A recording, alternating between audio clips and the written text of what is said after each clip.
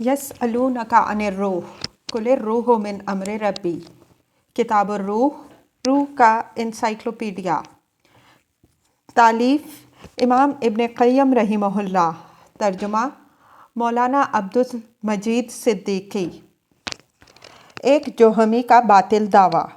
ایک جوہمی نے دعویٰ کیا کہ قرآن مجید کی ایک ایسی آیت مجھے معلوم ہے جو بتاتی ہے کہ قرآن مخلوق ہے، اور وہ یہ ہے: انما المسیح عیسی ابن مریم رسول اللہ الآیہ۔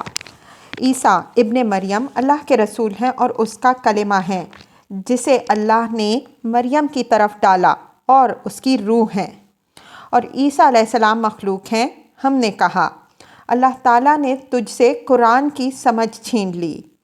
حضرت عیسیٰ علیہ السلام کے لیے ایسے الفاظ بولے جاتے ہیں جو قرآن کے لیے نہیں بولے جا سکتے۔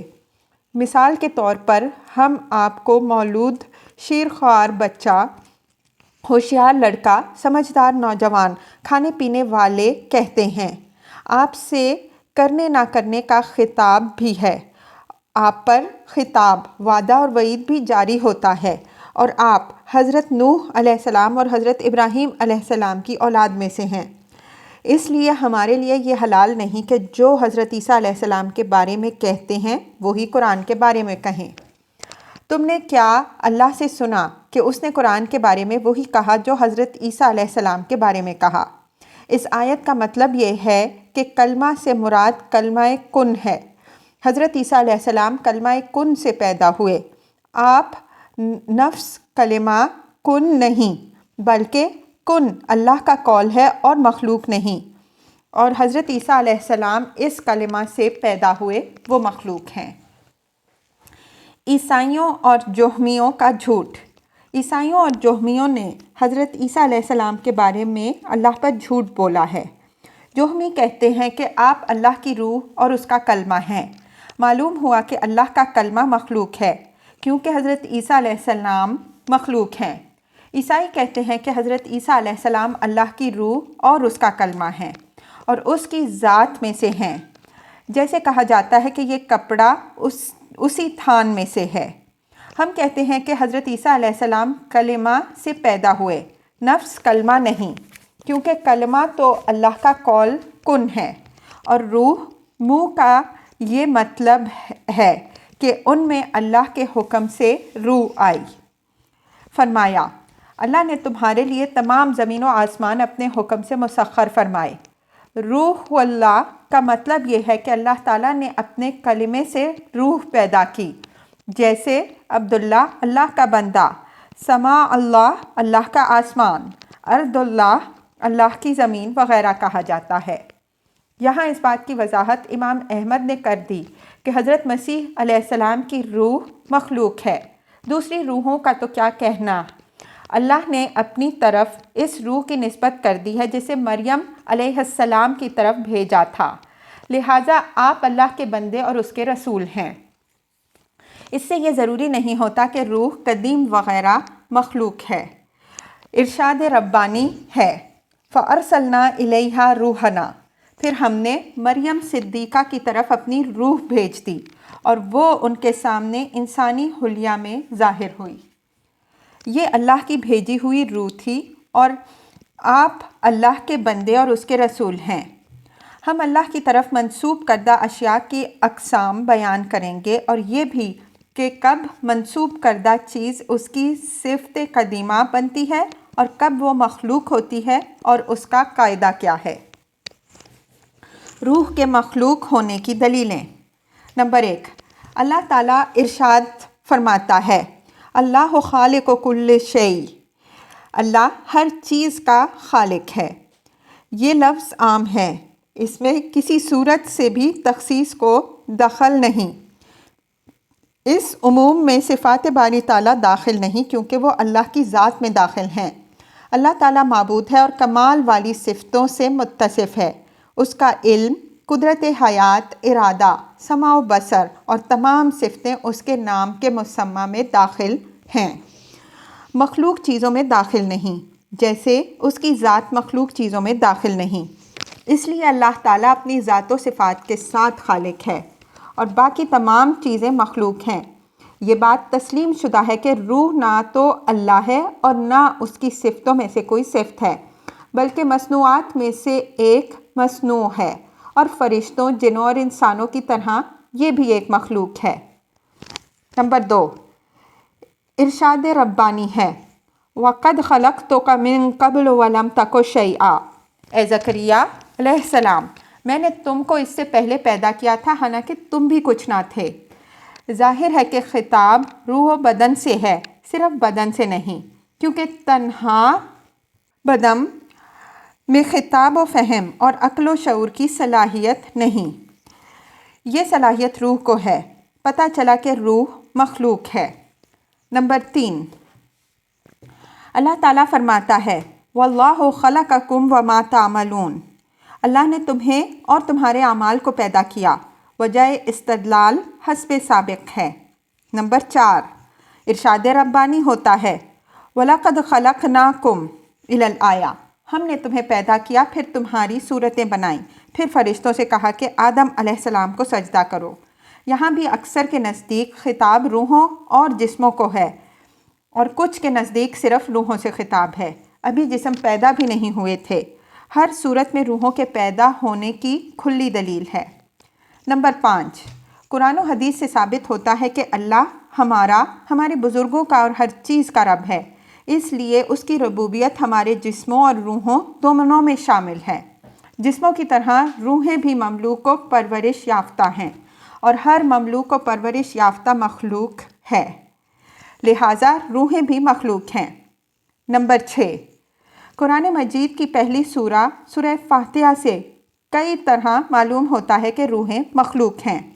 نمبر 1، ارشاد ربانی ہے کہ اللہ رب العالمین ہے، چونکہ عالم میں روحیں بھی داخل ہیں اس لیے روحوں کا بھی رب ہے۔ نمبر 2، دوبارہ ارشاد ربانی ہوتا ہے، ہم تیری ہی عبادت کرتے ہیں اور تجھی سے مدد مانگتے ہیں، اس لیے روحیں اللہ کی عبادت کرتی ہیں اور اسی سے مدد مانگتی ہیں۔ نمبر 3، روحیں اپنا پیدا کرنے والے کی ہدایت کی محتاج ہیں اور اس سے سیدھے راستے کی ہدایت مانگتی ہیں۔ نمبر 4، روحوں پر انعام و مہربانی بھی ہوتی ہے اور قہر و غضب بھی، یہ مخلوق کی شان ہوتی ہے، قدیم و غیر مخلوق کی نہیں۔ نمبر 5، دلائل سے معلوم ہوتا ہے کہ انسان بندہ ہے۔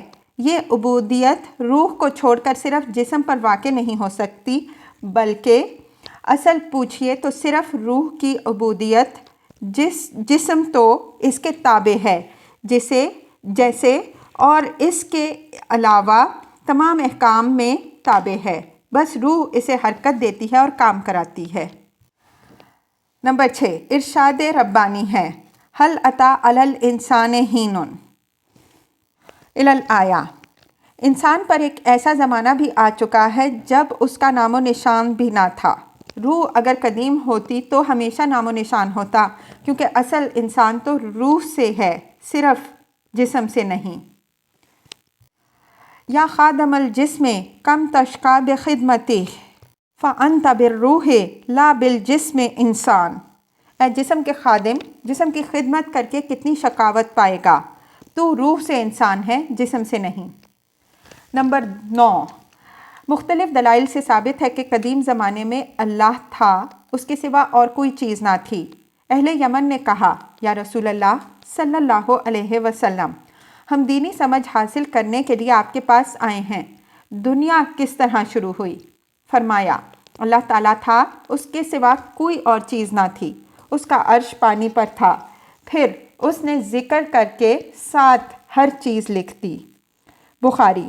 پتہ چلا کہ اللہ کے ساتھ روحیں اور نفوس قدیمہ نہ تھے، اور یہ بھی معلوم ہوا کہ اللہ کی اولیت میں کوئی بھی کسی صورت سے مساوی نہیں۔ نمبر 10، دلائل سے پتہ چلتا ہے کہ فرشتے بھی مخلوق ہیں، اور فرشتے ایسی روحیں ہیں جو جسموں سے مستغنی ہیں۔ یہ انسان اور روح انسان سے بہت پہلے پیدا ہو چکے تھے۔ پھر جب انسان کے جسم میں فرشتہ روح پھونکتا ہے، مخلوق ہے، تو روح جو اس کے ڈالنے سے پڑتی ہے کیسے قدیم ہو سکتی ہے؟ فرشتہ روح ازلی کو لے کر نہیں آتا، بلکہ روح اس کے پھونکنے سے پیدا ہوتی ہے۔ ان غلطی کھانے والوں کا خیال ہے کہ فرشتہ قدیم اور ازلی روح کے ساتھ بھیجا جاتا ہے اور وہ روح انسان کے جسم میں ڈالتا ہے، جس طرح کپڑا دے کر کوئی کسی کو کسی کے پاس بھیجے اور اس کپڑے کو پہنا دے۔ لیکن یہ زبردست گمراہی اور دھوکہ ہے، بلکہ روح فرشتے کے پھونکنے سے پیدا ہوتی ہے، جیسے جسم مٹی سے پیدا ہوتا ہے اور غذا اسے اس کی پرورش ہوتی ہے۔ پتہ چلا کہ روح کا مادہ فرشتے کے پھونکنے سے ہے اور جسم کا مادہ رحم میں منی ڈالنے سے۔ ایک آسمانی مادہ ہے اور ایک زمینی۔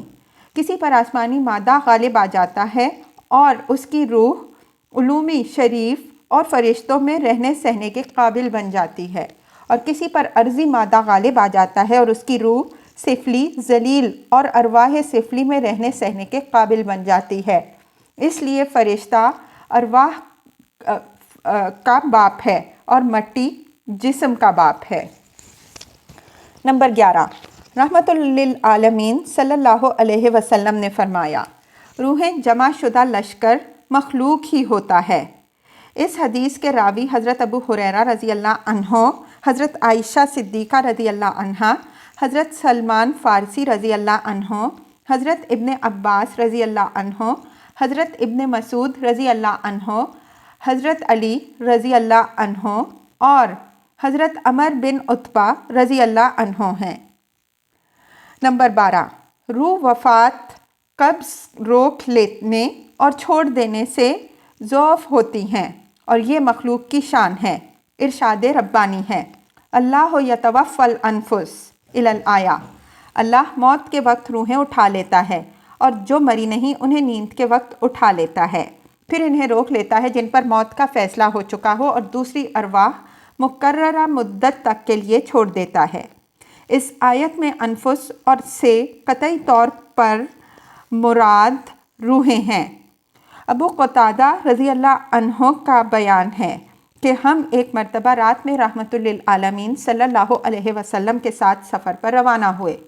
آپ صلی اللہ علیہ وسلم سے راستے میں ٹھہرنے کی درخواست کی گئی۔ فرمایا، اگر تم سو گئے تو پھر ہمیں نماز کے لیے کون جگائے گا؟ حضرت بلال رضی اللہ عنہ نے عرض کیا، یا رسول اللہ صلی اللہ علیہ وسلم، میں جگاؤں گا۔ چنانچہ آپ صلی اللہ علیہ وسلم نے پڑاؤ ڈال دیا، لوگ سو گئے اور حضرت بلال رضی اللہ عنہ اپنی سواری سے ٹیک لگا کر بیٹھ گئے۔ ان کی بھی آنکھ لگ گئی۔ پھر سورج کا کچھ حصہ نکل آیا تھا کہ رحمت للعالمین صلی اللہ علیہ وسلم کی آنکھ کھل گئی۔ پوچھا، بلال تم نے خوب جگایا؟ بولے، اللہ کی قسم ایسی نیند تو مجھے کبھی نہیں آئی جیسی آج آئی تھی۔ آپ صلی اللہ علیہ وسلم نے فرمایا، اللہ نے جب تک چاہا تمہاری روحیں روکے رکھیں اور جب چاہا انہیں لوٹا دیا۔ بخاری و مسلم۔ اس لیے روح مقبوضہ وہ روح ہے جسے اللہ تعالیٰ موت و نیند کے وقت اٹھا لیتا ہے، اور پھر مرنے کے وقت اٹھائی جانے والی روح لوٹائی نہیں جاتی۔ ملک الموت میت کے سرہانے آ کر بیٹھتا ہے اور اس کے جسم سے روح قبضے میں لے لیتا ہے اور بہشت یا دوزخ کے کفن میں کفناتا ہے، پھر آسمان پر لے کر چڑھتا ہے۔ راہ میں ملنے والے فرشتے اس کی تعریف یا برائی کرتے ہیں۔ پھر روح رب کے روبرو پیش کی جاتی ہے اور اللہ تعالیٰ اس کے بارے میں اپنا فیصلہ صادر فرماتا ہے۔ پھر عرض کی طرف واپس کر دی جاتی ہے اور مردے اور اس کے کفن کے درمیان داخل ہو جاتی ہے۔ پھر قبر میں منکر نکیر سوال کرتے ہیں اور بطور نتیجے کے عذاب یا ثواب ہوتا ہے۔ یہی روح سبز پرندوں کے پیٹوں میں رکھ دی جاتی ہے اور جنت سے کھاتی پیتی ہے۔ اسی طرح صبح و شام آگ پیش کی جاتی ہے۔ یہی تصدیق و تکذیب کرتی ہے، یہی اطاعت و نافرمانی کرتی ہے، یہی امارہ، لوامہ اور مطمئنہ ہے۔ اسی پر عذاب و ثواب ہوتا ہے، یہی خوش نصیب و بد نصیب ہوتی ہے، یہی روکی اور چھوڑی جاتی ہے، یہی صحت مند و بیمار ہوتی ہے، یہی لذت اندوز اور المناک ہوتی ہے، اسی کو خوف و شرمندگی ہوتی ہے۔ یہ تمام مخلوق کی صفتیں ہیں۔ रहमतुल लिल आलमीन सल्लल्लाहु अलैहि वसल्लम सोते वक्त ये दुआ पढ़ते थे, अल्लाहुम्मा अंता खलक़ता नफ्सी इलल आया। ए अल्लाह, तूने ही मेरी रूह पैदा की और तू ही उसे उठाएगा। उसकी मौत और ज़िंदगी तेरे ही इख्तियार में है। फिर अगर तू इसे रोक ले तो इस पर रहम फरमा, और अगर इसको छोड़ दे तो अपने नेक बंदों की तरह इसकी हिफाजत कर। अल्लाह ताला जिस्मों की तरह रूहों का भी पैदा करने वाला है। इरशाद बारी ताला है, मा असाबा मिन मुसीबतिन फ़िल अर्द वला फ़ी अनफुसिकुम इलल आया। जो कुछ मुसीबत दुनिया में तुम्हारी जानों में आती है वो कबल इसके एक किताब में हम मुसीबत पैदा करेंगे लिखी हुई है। कुछ के नज़दीक नबर्रआहा में ज़मीन की तरफ आती है और कुछ के नज़दीक अनफुसकुम की तरफ। जाहिर है कि करीब अनफुसकुम ही है, इसलिए ज़मीर का जानों की तरफ लौटना ज़्यादा बेहतर है, और तीनों की तरफ अगर लौटा दी जाए तो भी बेहतर है। लेकिन रूह कैसे कदीम और खालिक से मुस्तगना हो सकती है, जबकि अपनी एक एक ज़रूरत में अपने खालिक की मोहताज व दस्तनगर है। ना सिर्फ उसकी ज़ात बल्कि उसके अफ़ालो सफ़ात भी रब ही के पैदा किए हुए हैं, और उसकी ज़ात का तकाज़ा अदम है। इसे तो अपने नफ़ा और नुकसान, मौत व हयात और ज़िंदगी बादुल मौत पर भी कुदरत नहीं। वो इतनी ही नेकियां कमाती है जितनी अल्लाह ताला ने उसे अता की हैं, और उतनी ही बुराइयों से बचती है जिनसे अल्लाह ताला उसे बचाता है। ये दुनिया और आखिरत में अल्लाह की हिदायत से फैज़याब होती है। इसी की तौफ़ीक़ व इस्लाह से दुरुस्त और सही होती है। इसी की तालीम से इल्म हासिल करती है और इसके डाले हुए इल्म से आगे नहीं बढ़ती। इसलिए अल्लाह ताला ने इसे पैदा किया, फिर शक्ल सूरत बनाई और बुरी अच्छी बातें उसके दिल में डाली। अल्लाह ताला ने फरमाया कि वही रूहों का और उनके अच्छे गलत कामों का खालिक है। रूह ना खुद गैर मखलूक है जैसा कि बाज़ जाहिल कहते हैं, और ना अपने अफ़आल की खालिक है जैसा कि दूसरे नादानों का ख्याल है। ये बात यकीनी है कि अगर रूह कदीम व गैर मखलूक होती तो बिज़ात अपने वजूद व सिफ़ात व कमाल में मुस्तगना होती, हालांकि कदम कदम पर मोहताज है, और ये एहतियाज उसकी ज़ात से है, किसी दूसरी वजह से नहीं। जैसे इसका रब बिज़ात बेनियाज है और ये ज़ाती इस्तिग़ना है, किसी दूसरी वजह से नहीं। अल्लाह ताला की क़दामत और रबूबियत में, इसकी हमागीर सल्तनत में, इसके कुदसी कमालात में और इसके इस्तिग़ना में कोई शरीक नहीं। गर्ज़ ये कि जिस्मों की तरह हुदूस व तख्लीक के निशानात रूहों पर भी झलकते हैं। अल्लाह ताला ने फरमाया, या अय्युहन्नासो अंतुमुल फुकरा इलल आया। ए लोगो, तुम अल्लाह के मोहताज हो और अल्लाह ही बेनियाज और लायक तारीफ़ है। ये खिताब सिर्फ़ जिस्मों से नहीं बल्कि जिस्मों के साथ साथ रूहों से भी है, और अल्लाह के इस हमागीर इस्तिग़ना में कोई शरीक नहीं। इससे भी ज़्यादा वाज़ेह दलील सुनिए। इरशाद रब्बानी है, फ़लौला इज़ा बलगतिल हुल्क़ूम इलल आया, यानी अगर तुम ग़ुलाम व मक़हूर और अपने अमलों का बदला दिए जाने वाले नहीं हो, तो जब रूहें हलक में आकर अटक जाएं तो इन्हें जिस्मों में वापस करके दिखाओ। इससे क्या ये मालूम नहीं होता कि रूहों के मालिक कौन हैं, और मालिक उनसे हिसाब लेकर उनके अमाल का बदला लेगा।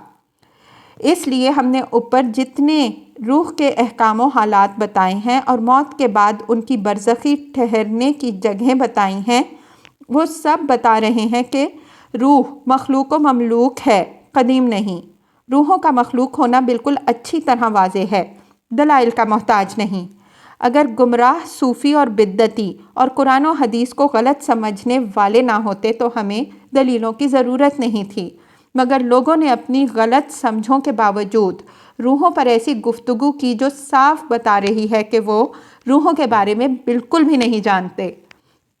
एक कम अकल इंसान भी ऐसी साफ बात का इनकार नहीं कर सकता जिस पर ना सिर्फ उसकी ज़ात व सिफ़ात और अफ़ालो जवारे गवाही दे रहे हों, बल्कि आसमान व ज़मीन और अल्लाह की तमाम मखलूक गवाही देती हो। अल्लाह के मासिवा हर चीज़ अपने मखलूक होने पर कई कई तरह से गवाह है। इनकार करने वालों के अंदर ही بہت سے دلائل موجود ہیں۔ روح کو غیر مخلوق کہنے والوں کے دلائل۔ اس فرقے کے جتنے دلائل ہیں قرآن کی محکم آیتوں کو چھوڑ کر متشابہ آیتوں سے لیے ہوئے ہیں، جو ہر گمراہ اور بدعتی فکرے کا طریقہ کار ہوتا ہے۔ قرآن پاک کی شروع سے آخر تک محکم آیتیں بتا رہی ہیں کہ اللہ تعالیٰ ہی خالق و موجد ارواح ہے۔ قُلِ الرُّوحُ مِنْ أَمْرِ رَبِّی کا جواب۔ انہوں نے قُلِ الرُّوحُ مِنْ أَمْرِ رَبِّی سے جو روح کے غیر مخلوق ہونے پر دلیل دی ہے، اس کا دار و مدار اس پر ہے کہ امر سے مراد طلب ہے، جس کے مقابلے میں نہیں آتی ہے، جبکہ ایسا نہیں ہے۔ یہاں امر سے مراد مامور ہے، اور امر بمعنی مامور عربی زبان میں بہت زیادہ استعمال کیا جاتا ہے، خود قرآن پاک میں بے شمار جگہ استعمال کیا گیا ہے۔ اتا امر اللہ، اللہ کا مقرر کردہ عذاب آ گیا۔ لما جاء امر ربک، جب آپ کے رب کا مقرر کردہ عذاب آ گیا۔ وما امر الساعۃ الا بکلمح البصر، قیامت کا مقرر کردہ وقت فوراً آ جائے گا۔ اسی طرح لفظ خلق مخلوق کے مطلب میں آتا ہے۔ اس آیت میں کسی صورت سے بھی روح کی قدامت و غیر مخلوقیت کی دلیل نہیں۔ اس آیت کی کچھ سلف نے تفسیر یہ کی ہے کہ روح اللہ کے حکم سے مخلوق کے جسموں میں آتی ہے اور اس کی قدرت سے وہاں ٹھہر گئی۔ یہ تفسیر اس صورت میں ہے جبکہ آیت والی روح سے انسانی روح مراد ہو، لیکن اس میں بھی اختلاف ہے کہ یہاں روح سے مراد انسانی روح ہے یا کوئی خاص روح مراد ہے۔ تقریباً تمام سلف کا اتفاق ہے کہ یہاں روح سے مراد وہ روح ہے جو قیامت کے دن فرشتوں کے ساتھ کھڑی ہوگی۔ ارشاد باری تعالیٰ ہے، یوم یقوم الروح والملائکہ صفا، یعنی جس دن روح فرشتوں کے ساتھ قطار باندھ کر کھڑی ہوگی۔ یہ روح سب سے بڑا فرشتہ ہے۔ حضرت ابن مسعود رضی اللہ عنہ کا بیان ہے کہ ایک مرتبہ رحمت العالمین صلی اللہ علیہ وسلم کے ساتھ ساتھ مدینہ کے کالے پتھروں والے علاقے سے گزر رہا تھا اور آپ لکڑی سے ٹیک لگا کر چل رہے تھے۔ پھر ہم چند یہودیوں کے پاس سے گزرے۔ انہوں نے آپس میں کہا کہ آؤ آپ سے روح کے بارے میں پوچھیں۔ کسی نے کہا نہیں، کہیں ایسی بات نہ بتا دیں جس سے تمہیں دکھ ہو۔ لیکن یہودی بولے، ہم پوچھ ہی لیتے ہیں۔ چنانچہ ایک یہودی نے کھڑے ہو کر کہا، ابو القاسم، یہ روح کیا ہے؟ آپ خاموش ہو گئے۔ میں نے پہچان لیا کہ آپ پر وحی اتر رہی ہے۔ آخر میں ٹھہر گیا۔ پھر جب وحی کھل گئی تو آپ صلی اللہ علیہ وسلم نے یہ آیت پڑھ کر سنائی۔ بخاری۔ یہ بات ظاہر ہے کہ یہودیوں نے انسانی روح کے بارے میں نہیں پوچھا تھا، بلکہ اس روح کے بارے میں پوچھا تھا جس کا حال وحی کے بغیر معلوم نہیں ہو سکتا۔ مطلب یہ ہے کہ اس روح کے بارے میں سوال تھا جو اللہ کے پاس ہے اور جس سے لوگ واقف نہیں ہیں۔ انسانی روح غیب میں سے نہیں۔ اکثر مذہب والوں نے اس پر گفتگو کی ہے۔ اگر انسانی روح کے بارے میں جواب مان لیا جائے تو جواب ثبوت کی خبروں میں سے نہیں بنتا۔ ایک شبہ کا جواب۔ اگر کوئی کہے کہ ابن عباس رضی اللہ عنہ کا بیان ہے کہ قریش نے ایک مرتبہ عقبہ بن ابی معیط کو اور عبداللہ بن ابی امیہ کو مدینہ کی یہودیوں کے پاس نبی صلی اللہ علیہ وسلم کی تحقیق کے لیے بھیجا۔ انہوں نے یہودیوں سے کہا کہ ہم میں ایک شخص نبوت کا دعویٰ کرتا ہے اور وہ نہ ہمارے دین پر ہے نہ تمہارے دین پر۔ یہودیوں نے پوچھا، اسے کون مانتے ہیں؟ یہ بولے، کمزور، نچلے طبقے کے اور غریب لوگ مانتے ہیں، اعلیٰ طبقے کے شرفاء اور معزز حضرات نہیں مانتے۔ یہودی بولے کہ نبی کے ظہور کا وقت تو آ گیا ہے اور تم اس شخص کے جو حالات بتا رہے ہو وہ نبی اسی حالات سے دوچار ہوگا۔ ہم تمہیں 3 سوال بتاتے ہیں، اس سے جا کر پوچھو۔ اگر انہوں نے جواب دیے تو سچا ہے، ورنہ جھوٹا ہے۔ اس سے روح کے بارے میں سوال کرو جو آدم علیہ السلام میں پھونکی گئی تھی۔ اگر وہ یہ جواب دے کہ روح اللہ سے ہے تو کہو، اللہ جہنم میں ایسی چیز کو کس طرح ڈال سکتا ہے جو اس سے ہے؟ آخر آپ صلی اللہ علیہ وسلم نے اس کے بارے میں جبریل علیہ السلام سے پوچھا تو اللہ تعالیٰ نے یہ آیت نازل کی، یعنی روح اللہ کی مخلوق ہے، اللہ سے نہیں ہے۔ اس سے پتہ چلا کہ انسانی روح مراد ہے۔ اس کا جواب یہ ہے کہ اس جیسی سند دلیل کے قابل نہیں، کیونکہ یہ روایت سدی کی تفسیر میں ابو مالک سے ہے اور اس میں کئی چیزیں نہ ماننے والی ہیں۔ تمام کتب صحاح اور مسانید میں اس قصے کا سیاق سدی کے سیاق کے خلاف ہے۔ اعمش اور مغیرہ بن ابراہیم سے وہ علقمہ سے اور وہ ابن مسعود رضی اللہ عنہ سے بیان کرتے ہیں کہ رحمت العالمین صلی اللہ علیہ وسلم یہودیوں کی ایک جماعت کے قریب سے گزرے، میں ان کے ساتھ تھا۔ یہودیوں نے آپ صلی اللہ علیہ وسلم سے روح کے سلسلے میں سوال کیا۔ آپ صلی اللہ علیہ وسلم خاموش ہو گئے۔ میں نے سوچا آپ صلی اللہ علیہ وسلم پر وحی نازل ہو رہی ہے۔ پھر یہ آیت اتری، یسألونک عن الروح قل الروح من امر ربی وما اوتیتم من العلم الا قلیلا۔ یہودی آپ صلی اللہ علیہ وسلم سے روح کے بارے میں سوال کرتے ہیں، آپ فرما دیں روح میرے رب کی مامور میں سے ہے اور تھوڑا سا ہی علم یہودیوں کو دیا گیا ہے۔ ابن مسعود رضی اللہ عنہ کی یہی قرات ہے۔ یہودیوں نے کہا تورات میں بھی یہی جواب ہے۔ جریر بن عبد الحمید وغیرہ۔ اس کے ہم معنی ابن عباس رضی اللہ عنہ کی روایت ہے۔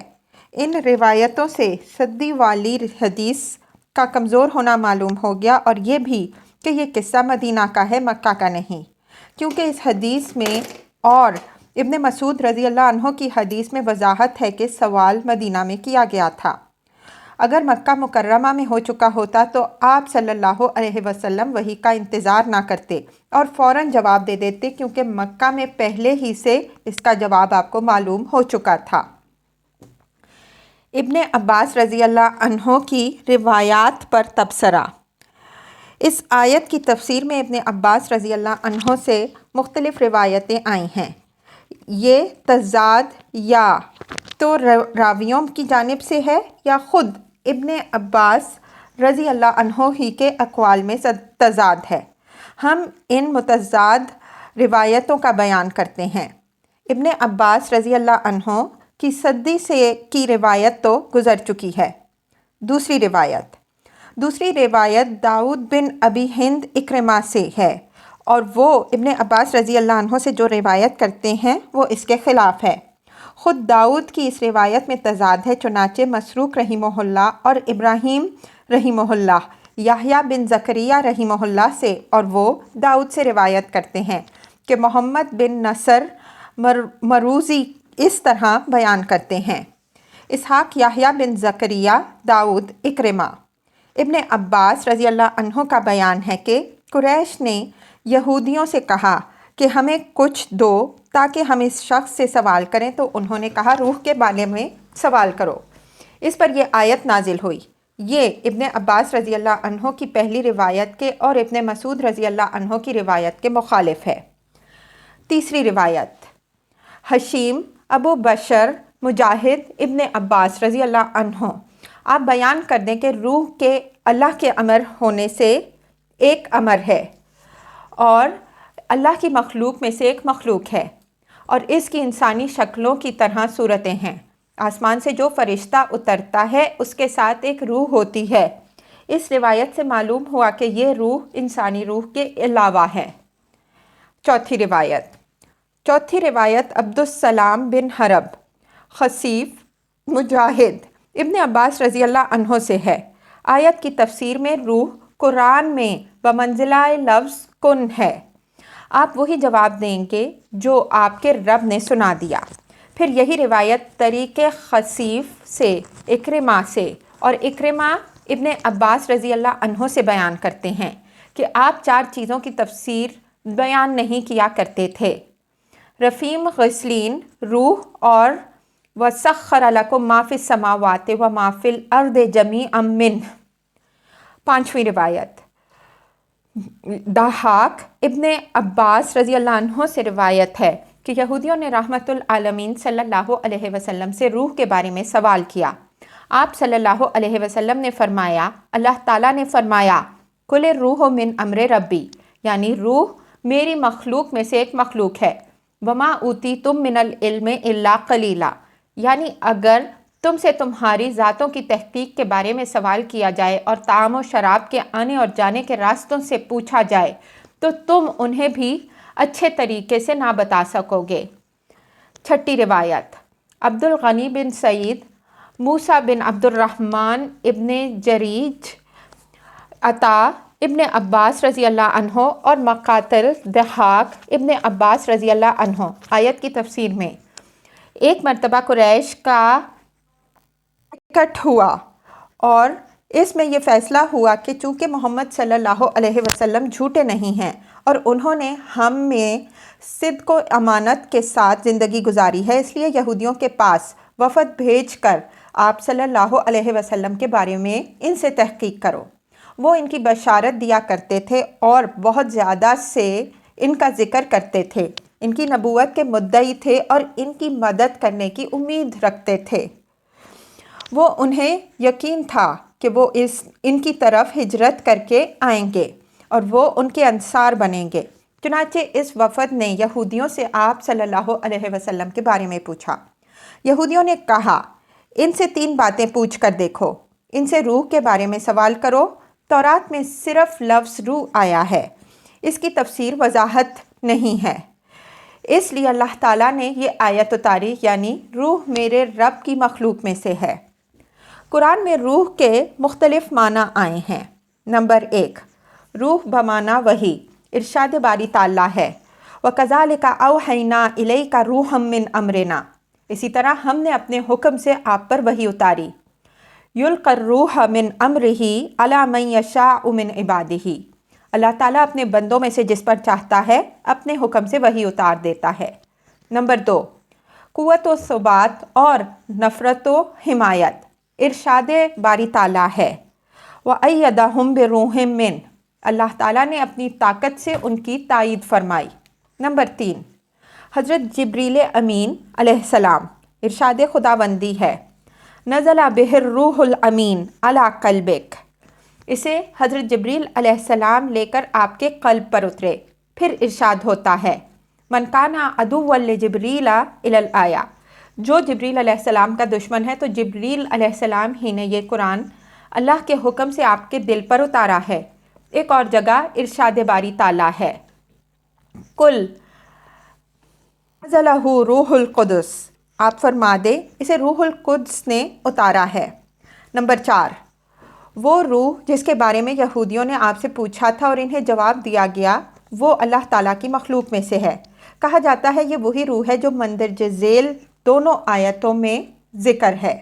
इरशाद बारी ताला है, यौम यक़ूमुर रूह वल मलाइकतु सफ़्फ़न, जिस दिन रूह और फरिश्ते कतार बांधे खड़े होंगे। तनज़्ज़लुल मलाइकतु वर रूह फ़ीहा, शब क़दर में फरिश्ते बमाआ रूह के अपने रब के हुक्म से उतरते हैं। नंबर 5, हज़रत मसीह अलैहिस्सलाम, अल्लाह ताला का इरशाद है, रूहुम मिन, आप अल्लाह की रूह हैं।